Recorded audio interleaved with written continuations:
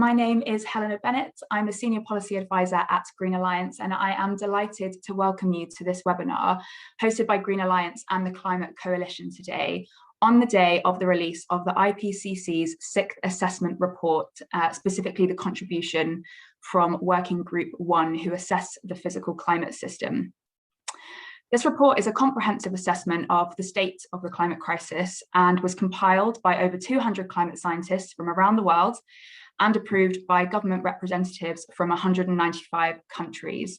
Now, if you've read the media headlines today or even had a go at reading the report yourself, you'll know that its findings make for quite stark reading. However, it's also clear that there is hope for us yet. And joining us today to talk in more detail about the report and the path we need to carve if we want to avert catastrophic climate change is Simon Lewis, Professor of Global Change Science at University College London, Rebecca Newsom, Head of Politics at Greenpeace UK, Natasha Yorke-Edgell, Head of Movement Building at the Climate Coalition, and Richard Black, a Senior Associate at the Energy and Climate Intelligence Unit. So we'll just get through some housekeeping before we kick the session off.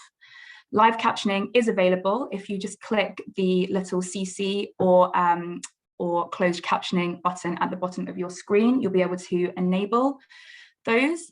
If you'd like to pose a question to our speakers during the event, you're very welcome to do so using the Q&A function, also at the bottom of your screens.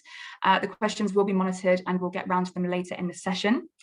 You can upvote different questions from other attendees, which make them more likely to be asked and put them to the top of the list. And the chat function at the bottom of your screens also is operational. You're very welcome to use it to have discussions and conversations with other attendees, but we won't be monitoring it for questions. So if you do have questions, then please pop them in the Q&A box. So without further ado, we'll head over to our first panelist for his opening remarks. Richard, over to you. Hi, thanks very much, Helena, and very nice to be with you also. I'm Richard Black. I'm a Senior Associate with the Energy and Climate Intelligence Unit, and among other things, back in the day was a BBC journalist, so covered this stuff from a journalist perspective on several occasions.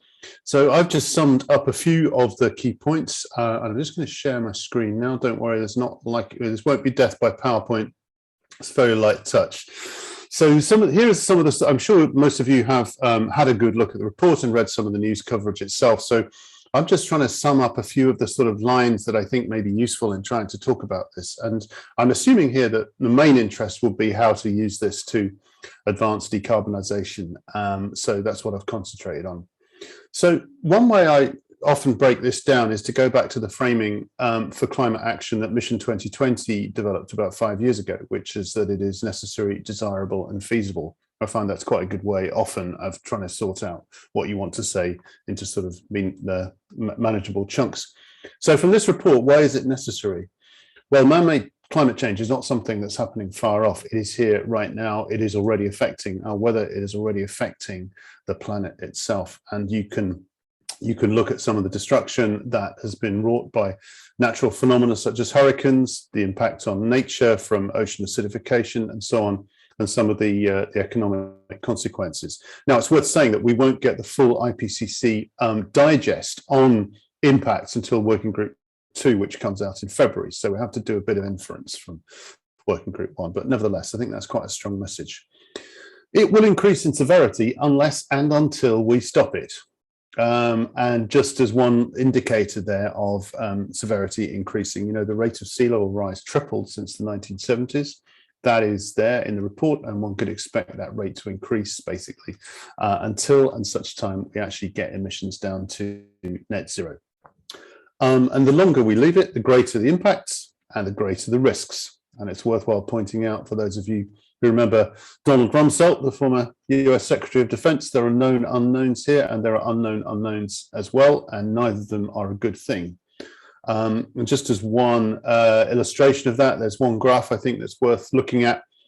So the SSPs there, as you probably know, are the sort of scenarios that the IPCC uses for how emissions may emerge in future.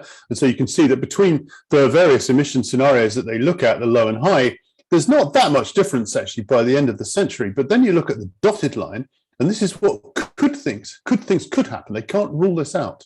if sort of melting of ice sheets and so on goes on at the maximum rate that it might, that's the kind of rise we might see by the end of the century. So I think that's a good, simple demonstration of one of the risks, how it could increase unless we actually do emission reduction pretty well. So why is emission reduction desirable now? Basically, we see benefits from urgent action quickly. This is there in the report. We'll see them very soon in terms of air pollution, and within 20 years, we'd be seeing a difference in terms of climate impacts from what we would have seen otherwise and what we will see with urgent decarbonisation. I think that's quite a powerful message. And the sooner we get on with it, the sooner we see the benefits. On that three-part list again, necessary, desirable, and feasible. So the path to keeping global warming below 1.5 Celsius by the end of the century is open. That is still there. Even if we touch 1.5 and go back down again, there is at least one of the IPCC scenarios that points the way to achieving the Paris goal.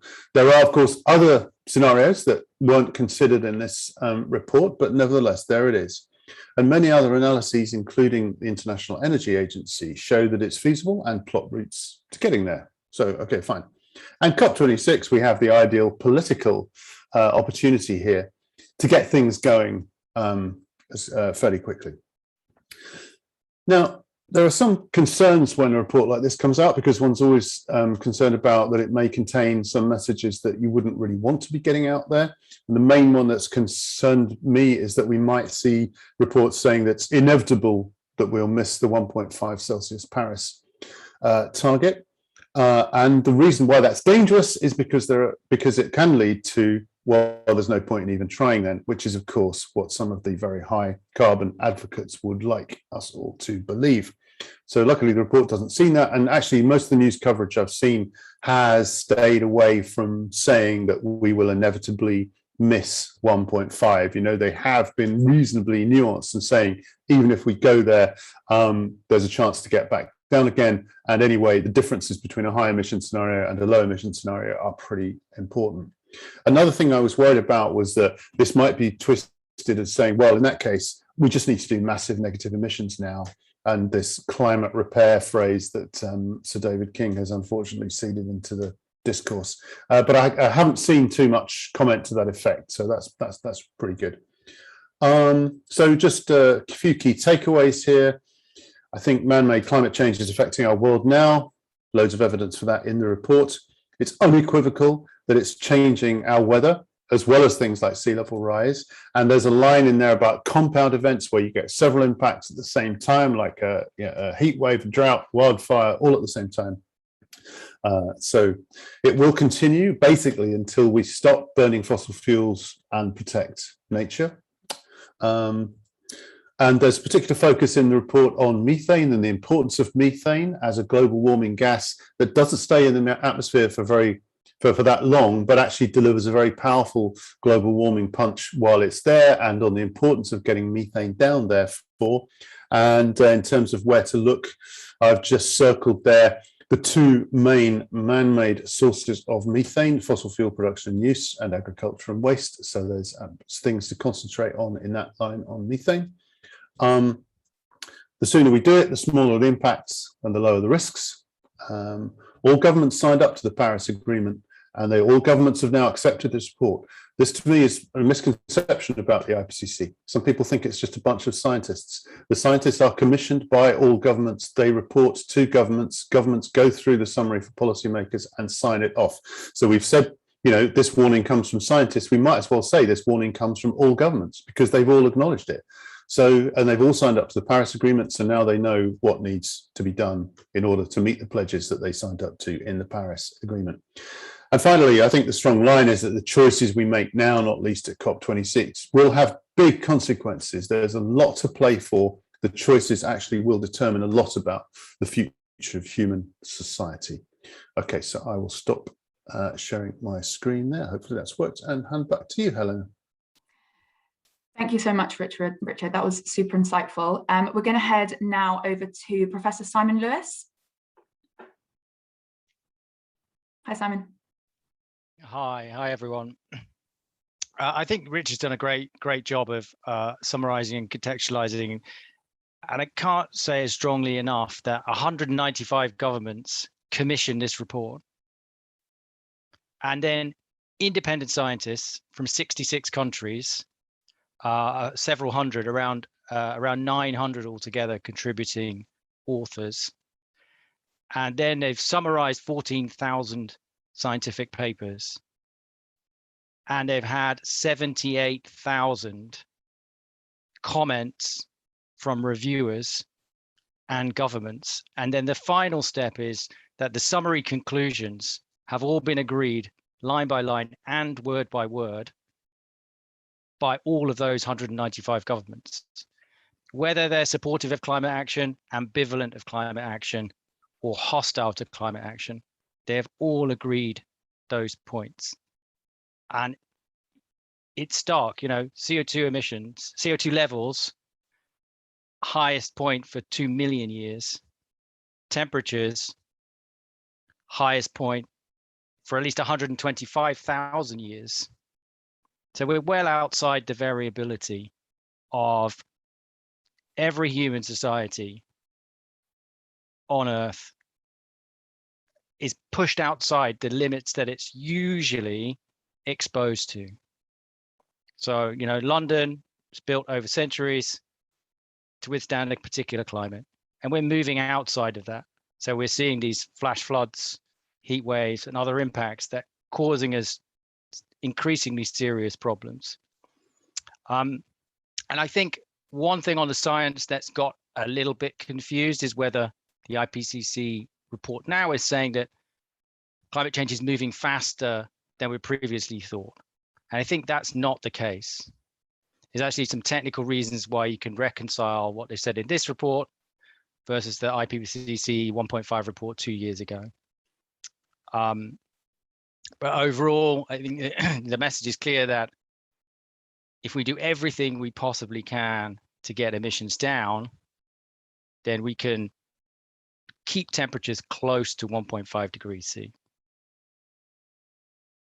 And if we don't move rapidly, then we won't get close to 1.5. And also 2 degrees will start to get out of reach because you need to bend that emissions curve right down fast. And whatever level of temperature, that always requires going to zero emissions or net zero emissions. Whether it's 1.5 or 2 or 3 or 4, it's just a question of how far we have a delay before getting to net zero, or climate change spiraling out of control.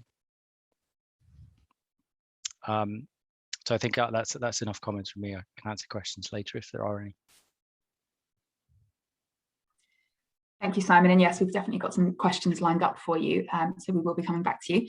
Next up on the panel is Rebecca Newsom. Over to you, Rebecca. Hi, everyone. Great to be here.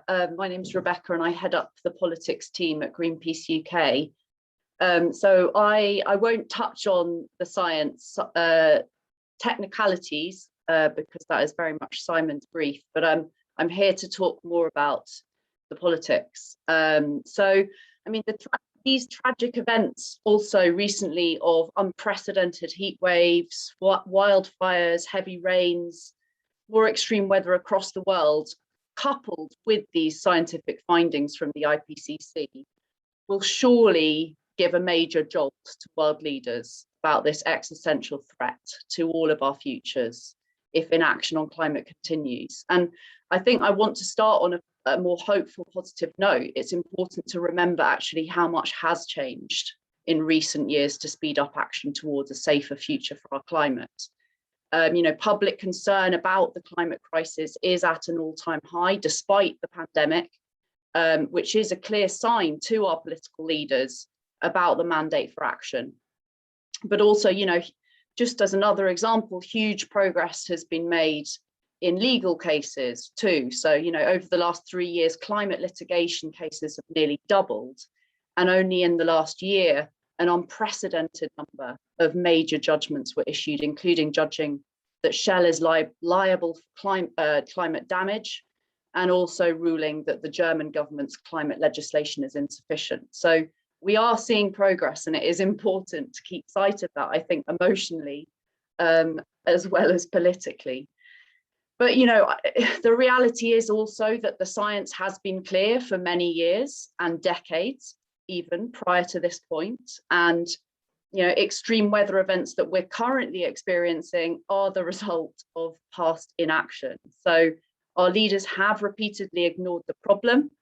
And based on current global policies, we are currently on track to an apocalyptic 2.9 degrees warming future, which would really mean like some extreme weather events like hot extremes would nearly quadruple in frequency. And that's just one example of what that scenario means. But I don't need to go into the detail, which many of you will be aware of, in terms of the fact that this is going to be impacting many of the most vulnerable communities globally, the hardest.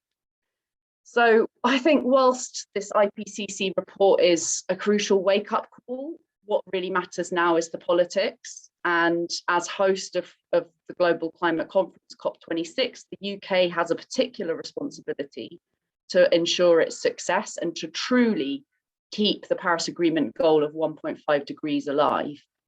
And from my perspective, that means doing two things. That means firstly, putting it at the very top of the Prime Minister's diplomatic agenda, and secondly, leading by example. But while we're often hearing the government talking the talk, they're still actually desperately failing to walk the walk in both of these areas. You know, whilst Alok Sharma might be out and about meeting world leaders to attempt to strike deals and encourage them to speed up their decarbonisation plans, the Prime Minister needs to be central to these efforts too. You know, his morning, noon and night needs to be focused on rallying G20 leaders from the very top of government to make sure this moment truly leads to a change in action. And, you know, politically, this is a risk for him. Global failure at the COP will be a major tarnish to Johnson's personal reputation and the credibility of his government with the public, both within the UK and globally. So politically, this matters for him. And when it comes to leading by example, the UK at the moment is also majorly undermining success and demonstrating hypocrisy all over the shop.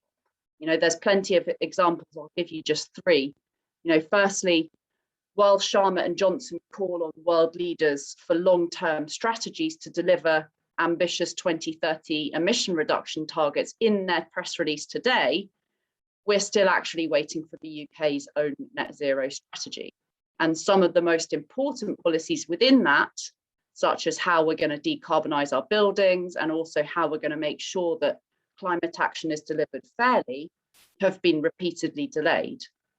You know, similarly, another example, the world's most established energy think tank and advisory body, the IEA, advised that there should be no new fossil fuels starting immediately to keep the 1.5 degree goal alive, but the government is still keeping the door open to new oil and gas licenses, as well as the new Cambo oil field in the North Sea, and also potentially a new coal mine in Cumbria. And finally, you know, UK government rightly emphasises the need for more international climate finance to support countries on the front line of the crisis, but the words ring totally hollow, given ministers have actually decided to slash the aid budget and eat into that shrinking aid budget to make their own contribution to climate finance. So, you know, that it's not a good record right now, but thankfully, you know, there's 84 days left. It's not much, but there's still some time for the UK government to try and turn things around. And Johnson and indeed his Chancellor Rishi Sunak need to up their game diplomatically and in terms of climate policies and investment now. So as many will have seen over recent weeks, Rishi Sunak is reportedly worried about the costs of delivering climate action. But what the IPCC report will hopefully show him more clearly than ever today is that the costs of inaction will be far, far greater. And indeed, the economic benefits of investing more in climate solutions now are absolutely huge. A study relatively recently by sustainability advisors 3 Keel concluded that an investment of £100 billion in green transport, renewable power and warmer homes over this Parliament would create around 1.8 million jobs across the UK. So there's huge economic opportunities. So rather than delaying the policies to deliver a fair transition, it makes economic as well as climate and diplomatic sense for Johnson and Sunak to step up and lead by example now. And I'll just finish by saying it's up to all of us, but especially civil society and progressive businesses, to show our political leaders that there's a public hunger for them to take this action. And I think that hopefully leads on quite nicely to Natasha's next section. It does, yes. Thank you, Rebecca. That was very informative and quite rousing towards the end. Thank you. And I will now pass over to Natasha. Hi everyone, so lovely to be here. Yeah, that was a perfect segue, Revs. I'm just going to share a few slides with you, and I've been tasked with the small job today of providing some hopeful realism for us to end on, so wish me luck. So just going to tell you a little bit about hopefully some reasons to be hopeful as we go into this last 84 days as we're mobilising towards COP26 and this huge, truly historic moment for us in terms of turning the tide on climate action. I'm just going to tell you a little bit about what's coming up and how people can get involved in the next few months to really do as Reb says and demonstrate that there is a huge public appetite for change, and we're looking to global leaders all over the world, but particularly the UK government in their unique position to make that change a reality. So particularly, what does the report mean for kind of campaigning going forward? I don't know how you're all feeling, but as I was listening to Lauren Laverne on Radio 6 this morning talking about it being really rainy outside and reasons to be hopeful that some new bands were coming to London this September, I was feeling like everything was meaningless in comparison and feeling very anxious about it all. You know, we've got to recognise that feeling that it brings to all of us. But what our job is to do as campaigners in this broader civil society, anyone working in this space, is to kind of transform all of that fear that these, you know, awful images conjure for us of wildfires and the extremity of the findings in this report, and channel people into transforming that energy to having a voice on this and trying to create change. And we can also kind of build a sense of solidarity and community in our common fight, the fight that unites us all in this kind of once in a generation moment to keep 1.5 alive. And in a way, although it's kind of scary to know that COP26 is going to be such a turning point for success on keeping 1.5 alive, actually this news today and the reality that there's only 84 days until that summit kind of really can give us a time to refocus, and we can use that energy to drive more action and increase the pressure on governments internationally. However, it's very important that we obviously don't create a kind of COP cliff edge, and we know that this is an intergenerational struggle, right? As Rebs are saying, we've made so much progress already, but progress is slow, and we need to make sure that as on the one hand, we're building the movement up to creating a kind of unignorable voice for change at COP26, but that if it doesn't all go perfectly into plan, that we're still going to support them to keep fighting and pressing for changes as we go ahead. And if it does go to plan, we're still going to keep pressing for them to transform it. And there are reasons to be hopeful despite what feels like impending doom. As Rebs alluded to earlier, so much of the research now shows that in the UK, but also all over the world, people are more aware of climate change than ever. And in the UK, we've had so much research coming out to show that despite the pandemic, all segments of the British population know that climate change is real, that it's man-made, and agree that we are already feeling the effects, and that it's a problem for everyone. And no matter where you are kind of on that spectrum in the British public, that is an unprecedented level of awareness that we can build from.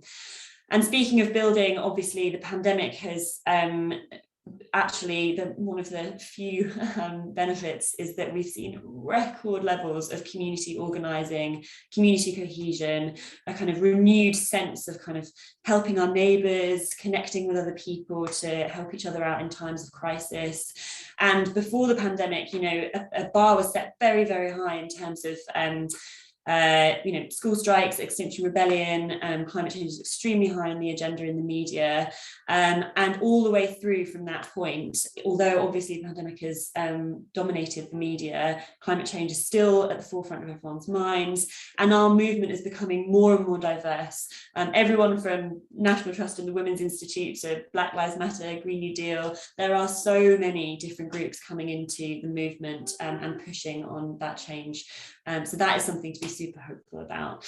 It's a prime time. And obviously the next generation are absolutely fierce. Our young people, I feel like anybody that's been working in climate for a while, feel like they need to dust themselves off every time they speak to a young person about climate change, because they are so inspiring and so angry, and we should be doing everything in our power to support them over the next few months and years, to build them up and hopefully help them fulfill their dreams in creating a safer, healthier planet for everybody.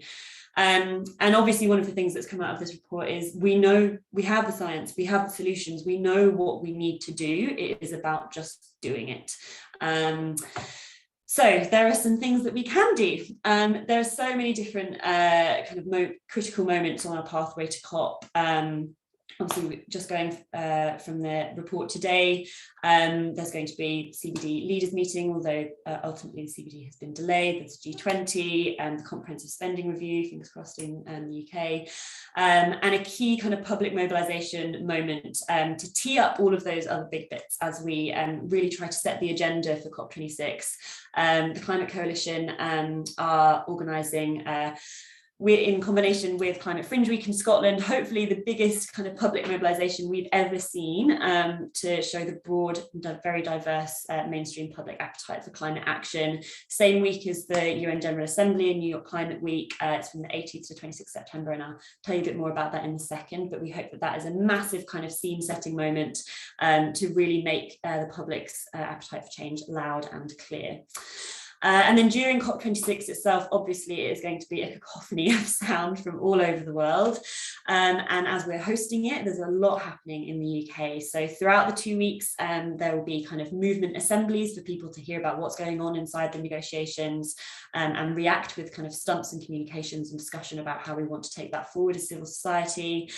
We've got the Global Day of Action, the mass mobilisations on the 6th of November, the Saturday. There'll be 2 really big marches, probably socially distanced, in Glasgow and London, with kind of 50 to 100,000 people at each, we hope, but also kind of regional mobilisations all over the UK. And a digital march as well, facilitated by Oxfam, for those that don't want to or can't come to a physical one. There's also going to be a People's Summit for Climate Justice from the 7th to the 10th of November, and all the way through COP26, of course, there'll be stumps, banner drops, media, tons of digital comms, and kind of reactive campaigns going all the way through the 2 weeks. So there is a huge amount of opportunity that we're facilitating to help the public and all of civil society really turn up the volume during this critical time. So I'm just going to focus a little bit on 2 of the key opportunities. So Great Big Green Week and Climate Fringe Week are joining together to create the biggest mobilisation of the public for climate change in the UK. And what it looks like is thousands, literally thousands of events led by communities, by businesses, by charities, all kinds of different organisations and individuals up and down the UK. And the aim of this is to demonstrate that broad, big, loud call for action at COP26, and really kind of showing that scale and diversity of the appetite for this change. And our headline demands are obviously completely in line with what the IPCC report has said that we need to do, which is using this critical moment to keep 1.5 alive by restoring nature, allowing climate finance for not just in the UK but globally to help the most vulnerable nations, and really investing in a massive green growth. Here's a little picture of our map so far with all of our mad events on it. So I encourage you to go visit it and see what's going on in your area. We have over in fact, I've just heard 75 local green weeks where communities are leading kind of 50 plus local events in their area. We've got all kinds of different organisations and festivals getting behind it. These are just a few examples. And loads of amazing youth-led stuff as well. So if you want to look up something in your area, you can just type in your postcode and find it. Or if you want to organise something, or you're already organising something for climate in that period, you can add it to the map and get more people to go along. And the next, obviously, huge mobilisation opportunity for everybody to get behind is the 6th of November, Global Day of Action. Headline asks around, obviously, climate justice and keeping 1.5 alive. There's lots more information coming soon on the COP26 Coalition's website. But as I said, there'll be regional marches all over the UK and a digital march available too. And if you're in and around Glasgow, there are also some amazing volunteering opportunities, which you can go to the COP26 Coalition and SCCS websites. They need loads of help to facilitate all these people coming, hopefully from around the world, for this incredible moment. So the deadline is very, very soon if you want to get behind that. And yeah, I will hand back over now, but we'll send these presentation slides around if you want to hear more about any of the things that you can do to kind of raise your voices in this critical time. There's lots and lots of links. But yeah, just wanted to end on a hopeful note, and that we can definitely do this. There are lots of ways that we can shout very loudly and make it clear that we need action now. So thank you. Thank you, Natasha. And yeah, totally agree. I think when we're reading these reports and media headlines that a lot of people find quite distressing, remembering that there are reasons for hope and all is not lost is super important. So we're going to move into the Q&A part of the session now. And Robbie, my colleague from Green Alliance, has been monitoring our Q&A box. So Robbie, if you could please ask our first question. Hi, everybody. Yeah, so we've got a number of questions which were pre-submitted and a number of questions which have been sort of asked in live time. So we're going to go with a question which was asked in live time first by Rhiannon Osborne, who asks, the UK is set to approve a new oil field while saying they will stick to climate targets. Does the new IPCC report say that we need to end fossil fuel extraction explicitly? If we could go to Simon first, that would be great. It doesn't say that explicitly because the IPCC formally is policy neutral. So it doesn't tell any government what to do. It presents a series of options or what if statements.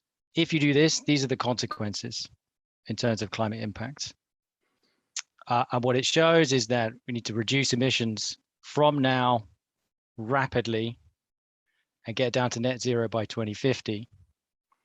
But we have to look to other sources of information to get the policy detail. For example, the International Energy Agency has said that there should be no new investment in any fossil fuels, in new fossil fuels going forward in order to meet that 1.5 degree C target. So that is the new oil field is not compatible with 1.5 unless there were an agreement that the fossil fuels that came out from that oil field were all captured from the atmosphere and put back underground. And then it could be theoretically compatible with net zero. But it's not unless you have all these stringent pieces to go with it, which have not been announced. Thanks, Simon. I don't know if anyone else wants to comment on that, or we can move on if it feels like a hard no, it's not mentioned in the IPCC. Okay, back to you, Robbie, for the next question. Brilliant, thank you for that, Simon. So the next question comes from Patrick Mahon, who asks, how can we all use the findings of this new IPCC report most effectively when communicating with the public? And he adds, won't it just be seen as more of the same from those for whom this isn't their top priority? What are the key points that show just how much worse things look today compared to yesterday? It's quite a big question, but I'm sure you'll all be able to have a great go at that. Does anybody want to volunteer to try and crack that first? Natasha, perhaps? Such a big question. I mean, yeah, it is very difficult when we're in a time of multiple crises coming together, and people that have been worst affected by the pandemic or by any kind of other range of economic, social crises. You know, it really depends how her Maslow's triangle of needs you're getting in terms of prioritising climate work. But I think the thing that we can really draw hope from and continue to emphasise in our communications is some of the findings that we got from the kind of Britain Talks Climate Insight about actually everybody in the UK recognising that climate change is happening now and is affecting everyone. And the more that we can kind of demonstrate that it's happening more and it's affecting, I guess, particularly in like a domestic context in the UK, that it's really affecting communities in the UK too. This is a problem that affects everybody and it will affect you and your family. I think that's something that we can lean into, but also I think, again, like using the kind of urgency of 84 days to go until we have this huge historical kind of climate summit on our doorstep is something that I think we can really galvanise some pride around in the UK too, that we want to be proud of this moment. We want to feel like this is a moment that the UK goes down in history and for making a change, and we can use that urgency to and the fact that we're hosting it to make it real for everybody in the UK. Yeah, I don't know if Richard, you want to add anything from that from a comms perspective? No, I think you nailed it, Natasha. Absolutely. I think it's about agency. You know, it's a time of choice. The choices we make, they actually do have a big difference. And, you know, as citizens, everyone has the power to not only change things in their personal lives, which I think is a bit of a distraction, but actually to affect what governments and businesses do, which is the really big stuff. Thank you both. Robbie? Brilliant. Thank you again for answering that. So the next question is related to disinformation, social media, and climate change. It comes from Monica Miskelly, and Monica writes, I am seeing climate skeptics saying on social media that China, India, etc. are doing more damage than us. So why does the UK have to do more than we currently do? Also, that the poor will be penalised more heavily in the UK if new boilers, etc. are needed. How best can we respond to these points on social media? Yeah, go ahead, Richard. Yeah, thanks. It's a great question. I'd like to break it into two. I think, first of all, the argument that the poor will be penalised more heavily in the UK in terms of, you know, boilers and so on, I think we need to be very careful that this argument is actually not predominantly being made by people who are advocates of the poor, and it is not primarily anything about that. It is basically a small group of politicians, well, I think two groups of politicians actually, whose immediate interests have coincided. So Rebs might have more insights in this, but for my money, the Chancellor is looking ahead to a Conservative leadership election, and he's trying to find some lines that play very well with the red wall, hence cutting ODA, hence flagging up the cost of net zero to poor people. The other thing is that this has sort of re-energized some of the dinosaurs, such as Nigel Lawson and so on, who have always used this argument, even though, to quote John Gummer, Lord Deben, he never cared much about the poor when he was in office. So I think that if one starts from this position, that it is a short-term political ploy by two groups of politicians who found each other, of the elite, if we want to use that word, it all starts to look an awful lot more, you know, one can understand this far better. And I think that in terms of how to counteract it, you've got to understand that, right? You know, that putting out the evidence that this actually needn't harm the poor is important, but it's not enough. It's a small piece of psychodrama, and one needs to understand that. The China and India argument has always been an argument that people put forward. Why should we do more if they're not? I mean, everyone uses it. But to me, I would turn the argument round. You know, since the Rio Earth Summit, you know, the UK has decarbonised faster and grown more economically than any other G7 nation. People want this. There are economic opportunities here. So why wouldn't you go faster? You know, a lot of these people who make these arguments would love to be the UK to be the leader in mobile phones, artificial intelligence, robotics, whatever it is, let alone having the warmest and healthiest and citizens and lowest energy bills. Well, you get all this. So why wouldn't you go faster? That's the way I turn it around. Natasha, did you want to come in? Yeah, just building on the first point about particularly the cost of net zero to poorer communities in the UK. Obviously, there's the reality that the cost of inaction for everybody, and particularly the poorest communities, is far greater than some upfront costs now. But I do think another thing that we need to be honest about with ourselves as a movement is that, like, it is our role to make sure that we are tackling the issue that it is currently too expensive for poorer communities in the UK to make significant changes in their lives. And we should tackle that head on. And that is a problem that we need to work with governments in the UK and across the world to solve.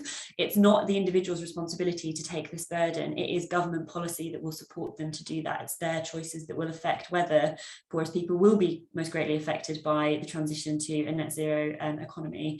So I don't think that we should shy away from saying that right now it looks expensive, and how are we going to make sure that government are putting in place policies that are relieving that burden for poorer communities in the UK, so that they are enabled to live a greener lifestyle and we can transition. Yeah, I just think it's important not to shy away from difficult questions. Rebecca, Simon, did either of you want to come in on that one? I would just say on the China and India side of things, the other argument to bear in mind is, I mean, the UK's role in helping to change the global politics. And obviously, I wouldn't want to overemphasize Britain's geopolitical power, but as hosts of COP26 and also as one of the biggest historical emitters, the UK still does have a huge role in influencing those wider dynamics. And at the moment, the UK government is simply not doing enough. I mean, if we look at the UK government's approach to international climate finance, as we've discussed, you know, eating out of the aid budget there, that arguably is having a big impact on whether the US is bringing forward money for their international climate finance contribution, which in turn would influence what China does in terms of wider momentum around supporting climate action globally, but also phasing out of coal, for example. So you can actually see the connection between the UK's diplomatic failure at the moment and the wider global effects. And so that's a reason to bring the argument back round to the fact that the UK needs to do more to help shift the global picture. Great, thank you. Robbie, next question. Brilliant, thank you. So just building on some of the discussions that we just had then surrounding sort of the disproportionate impacts that climate has on vulnerable communities. Another top question which we've been asked live is, how can we better centre the voices for those who are most impacted by climate change in our climate communications, which I think is quite a pertinent question and one that the climate movement and sector has been trying to wrestle with for quite some time. So Helena, back to you. Any of you want to have a go at that one? Yeah, Natasha? Yeah, I mean, it's absolutely critical that we put their voice at the forefront of all of our climate communications. And I think one of the biggest things that we can all do, and definitely that the Climate Coalition and COP26 Coalition and not a lot of other organisations working in the movement on this, is to use our platforms to provide spaces for the most affected, not just in the UK, but importantly from the global south, to have more of a voice and more reach. And it's our duty to make sure that we are doing that. And I think also just always from a kind of diversity and inclusion perspective, making sure that we are kind of measuring ourselves and monitoring ourselves on making sure that we are presenting diverse spokespeople, diverse voices, and really making sure that personal stories from them are part of all of our communications rather than big platitudes. I think that's the other really difficult thing when trying to talk about climate, right, is that it's huge, it's scary, it's technical, and people don't know how to engage with it. And actually by centering human stories and human impacts in the way that we talk about climate change and what's happening and how we need to deal with it is actually our best chance of making any kind of impact at all, because you know, that's the thing that connects us all, right, is our humanity and shared experience. So yeah, super important. Does anybody else want to jump in on that? Let's go ahead with the next question, Robbie. Thanks, Helena. So the next question is around sort of local government action in the run-up to COP. Some of our conversation today is focused on national government, but of course we know that local government is equally important for delivery of our climate targets. So Talia Berryman asks, what should UK mayors and local leaders do in response to this report in the lead up to COP26, considering many of them have already set ambitious net zero targets much sooner than 2050, and that often they cannot deliver on these ambitious targets without changes at national level, e.g. in powers, funding and resources? Another big question again, but I'm sure it'll be fine. Rebecca, I don't know if you want to come in on this one. Yeah, absolutely. I have to say, I mean, I think the final part of the question sort of hits the nail on the head in terms of the funding issue. And I think, you know, local authorities and mayors collectively with business and civil society need to be advocating for more money to actually roll out the solutions at the local level. That's something that we can support them with as well. I think that often ends up being quite a key barrier. So, you know, often we have resources being completely slashed in terms of the environmental teams within local councils, which will then get in the way of them being able to actually internalize what does that net zero target mean? What does declaring a climate emergency actually mean? And translating that into practical action plans. So that would be my number one thing is push for more resources to actually empower local communities to roll out the solutions that they need.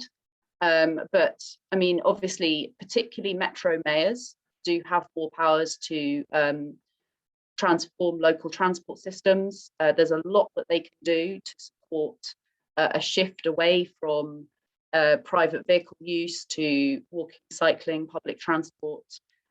So that would be one of the other main things I would suggest. And also rolling out solar on every rooftop that belongs to public authorities in local areas. I mean, there's been some amazing modelling done, just for example, in the London area, around the potential to solarize London just using, for example, TfL buildings. So there are really meaningful measures that local authorities can take even within the constraints of their resources. Yep, go ahead, Natasha. Yeah, just to add to that, I think it's so interesting, particularly in the UK context at the moment, the way that the recent kind of local and mayoral elections have really kind of changed the level of regional competition. And if we can, and also obviously devolution and the devolved governments in the UK are responsible, although you know, it's the UK government representing us nationally on the world stage. Ultimately, environment is a devolved area of law, and I think there's a really interesting opportunity for kind of particularly metro mayors with more powers, but all kind of leaders of local councils and devolved governments to really try and have a bit of a race to the top in terms of leadership. And especially at a local level, we know some of the audiences that know that climate change is real, accept that it's man-made and happening, but can really only connect with it when it's hyper localized and means something in their area. Mayors and local councils and leaders of the devolved governments all have a really important role, I think, for being really visible leaders that have a sense of place and like are very relevant to the people there. And that level of leadership within the UK is super important, especially if our government is not currently doing enough, and if we can increase that pressure. Indeed. I think we've got time for a couple more questions. Robbie, do you want to move on to the next one? Sweet. So the next question then is from Asia Barber, who asks, how do we put pressure on politicians to divest from the fossil fuel industry, because it seems like they have our world leaders in a chokehold? Who wants to comment on that? I feel like you've all probably got an opinion. Richard, go ahead. It's, interesting question, particularly given the IEA report that Simon referred to earlier, which basically showed, we don't need any more fossil fuel exploration and development. And of course, we tend to think in the UK of the fossil fuel industry being about the big publicly listed companies like Shell and BP and so on, but actually the majority of the world's oil is produced by companies that are intimately tied up with the state, so Saudi Aramco, Petronas, Petrobras, etc. So it is a really tough one. For me, the key Certainly on the oil side is the most important thing is demand reduction, because no one's going to bother producing a commodity for which there's no demand. And so it's about electric vehicles and switching away from all the other things where oil is currently used, but that's not enough, I don't think, on its own. Apart from anything else, if all you do is reduce demand, you end up with sort of, volatility and crashes of companies and so on, which would leave a lot of workers in a bad place. So I think the movements we've seen, for example, in Denmark and in France, they both declared basically an end to fossil fuel exploration. There's absolutely a move for that, but the number one thing is absolutely, to my mind, reducing demand. Oh, with a shout out as well to financial risks and all the work that Carbon Tracker and so on do on that kind of thing. Fab. Simon, do you have any thoughts on this question? I agree with Richard with the addition of making the cost of capital much higher for these projects through divestment and encouraging your pension companies, asset managers, that these are toxic stranded assets and they are not going to deliver the return that you think they are. Is also a kind of critical piece of the puzzle about how to deal with this really difficult problem. Yeah, I would just add on top of that, campaigning for the solutions. So, I think, I would include campaigning for a just transition within that. So, within the UK, Greenpeace at the moment is campaigning for an end to new oil and gas licenses. And a critical part of that is actually working with affected communities to talk about what a transition means for them, what kind of support the government actually needs to provide them, for example, to move across to offshore wind, where the skills are transferable, but there's loads of other bureaucratic barriers in place that the government has failed to support workers with. And also alongside that, campaigning for things like decarbonising our buildings, which would allow us to reduce our dependence on gas and then actually make it more feasible to reduce supply. So I think it has to go as part of a package in order for it to kind of be politically viable. Yeah. Thank you all. I think we've got time for one more quick question. Brilliant. So the final question is from Terry Bennett, and it links to some of the things that you discussed in your talk, Natasha, about the power of young people in the climate movement. And Terry asks, should more be done to educate children and young people about opportunities to make a difference in the world? Yes. Yeah, I'm sorry. Go ahead, Natasha. Sorry. Yes, definitely. And there's some really interesting work that lots of organisations are doing on trying to change the curriculum and introduce more climate education and environmental education and education on nature into young people's lives, and amazing charities working with young people. I think there's a lot of interesting stuff we could do with storytelling, but the younger that we can start really connecting people to the natural world and nurturing a love for the world that we live in and educating them on the ways that they can speak up. Although so many young people now are far more powerful and up to date on the ways that they can live out their power than even I am. So they're already a million miles ahead of us. But yeah, education is extremely important. And I think that's another thing that we should all be campaigning for, is trying to introduce more nature and climate education for our young people, because they're ultimately the ones that are going to be the change and also be most affected by inaction by governments of today. Yeah, totally agree. And I don't know, Simon, if perhaps you have a kind of a thought about what level of climate science we should be teaching our the younger generation, our kids, and how much doomism should we put into it and how much should we paint it as a story of hope?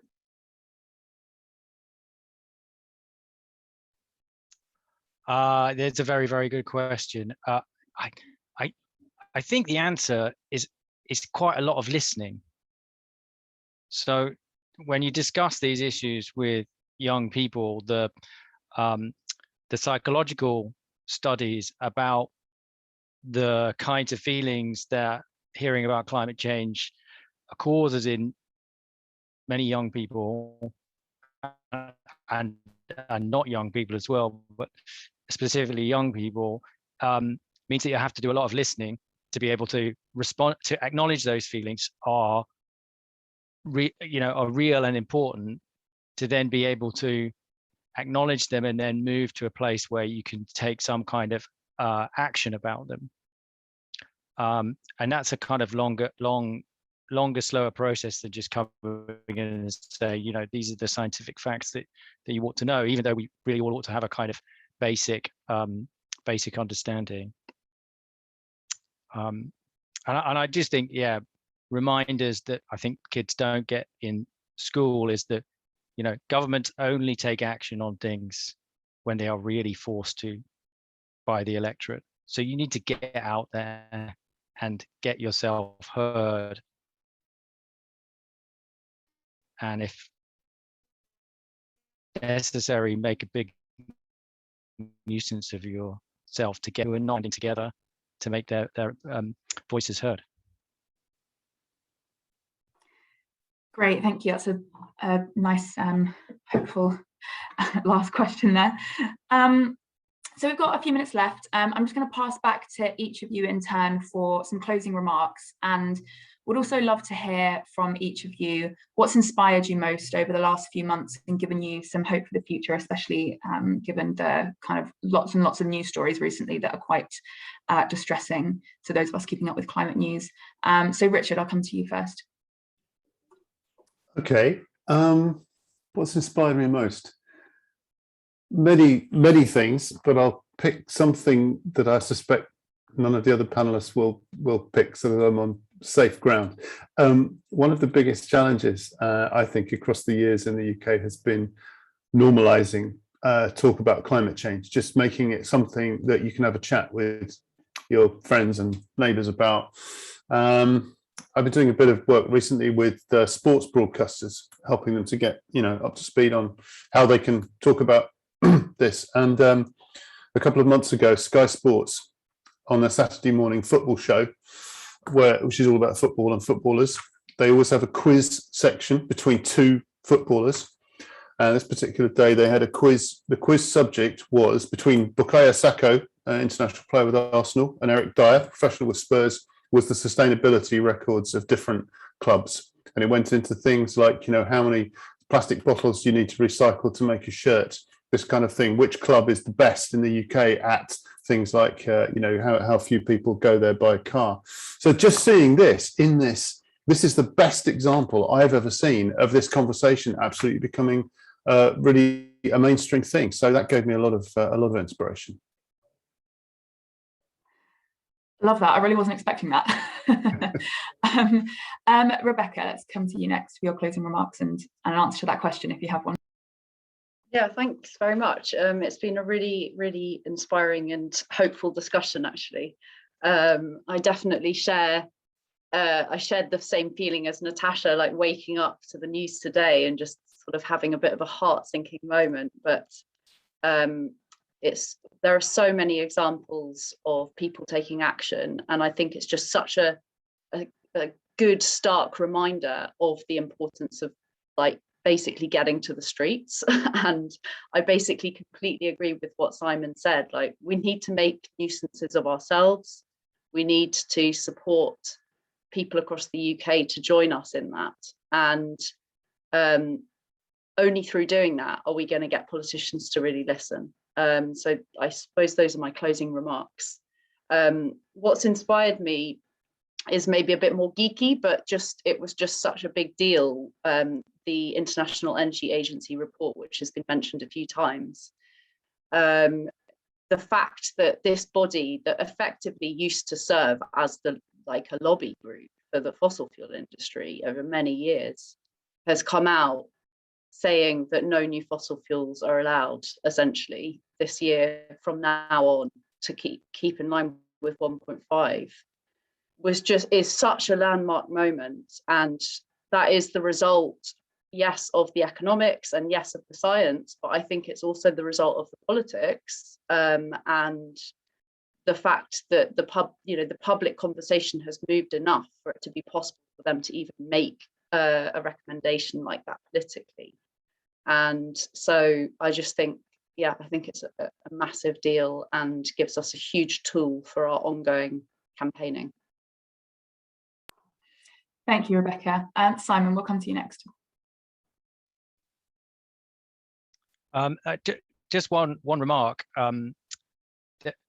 I think in terms of this question about like costs and working class people, I think we need to be emphasizing that it's the government's job to make the green choice the cost-effective choice. Like, it has the power and to set the policies and set the architecture, and I think that needs to come through loud and clear so that campaigners are on the side of and are part of working class communities, and we need the help of government and business to link that personal action with the structural changes that are required. In terms of being inspired, it's not a very inspired answer, but Greta Thunberg is just an incredible communicator, just astoundingly good. So every time I see her tweets and interventions, I'm like, get a lift from that. There's a younger generation coming through who kind of really get it and are really good at pushing things along. Yeah, totally agree. It feels our future is in good hands. And finally, we'll come to Natasha. Thanks, Helena. Yeah, wholeheartedly agree with what everyone else has said in their closing remarks. And mine would only be to build on that and say that I just think that it has been really inspiring to be part of this, and thank you for having us. And that I'm just kind of in awe of and excited by and energized by the fact that we know what needs to happen, and we're our job over the next kind of 84 days is to really bring everyone into this movement together and give them a voice and make them turn this kind of story of very like stark news into a moment of energy and focus and give them an outlet to do something amazing and make a difference. And wholeheartedly I get behind Simon's comment about being a nuisance. I feel like if there was ever a time to be a bit disruptive, it's now. We should all be getting very angry and very loud, and particularly showing our governments that the electorate is not going to stand for anything lower than meaningful action, and we want the UK to be a leader. So yeah, I think everybody on this call is part of that. And actually, I've seen a comment in the chat about kind of UK focus on movements, and the Global Day of Action on the 6th is going to be an international moment as well. So we can share some more links in that in the chat in the email after. And something that's inspired me a lot has been actually organising Great Big Green Week and Climate Fringe Week in Scotland, and talking to just these incredible individuals in like towns and cities and villages across the UK who have full-time jobs, or they're students, their mums, dads, teachers, and they're all just taking out their evenings and weekends to organise street parties and upcycling workshops and bike tours and like nature like trails and like all kind, and lobbying their MPs and doing all kinds of amazing things in their communities. They are so inspiring and they're going above and beyond, and I have felt like there's been a real, listening to these incredible people all over the UK getting really excited about organising climate and nature focused events for Great Big Green Week has made me super hopeful that it does feel like there's a step change, not just in terms of protest movement, but in terms of ordinary people thinking that they want to spend more of their time trying to create this change. And it's been super, super inspiring. Great. I feel like we're finishing on a massive high, so that's really nice after reading the report this morning. Thank you so much to all our panelists for joining us today, and also for everyone in the audience who has participated in quite a good lively chat and a really good Q&A. The event has been recorded and it will be on Green Alliance's YouTube channel later on today. Thank you very much again, everybody, and have a lovely afternoon.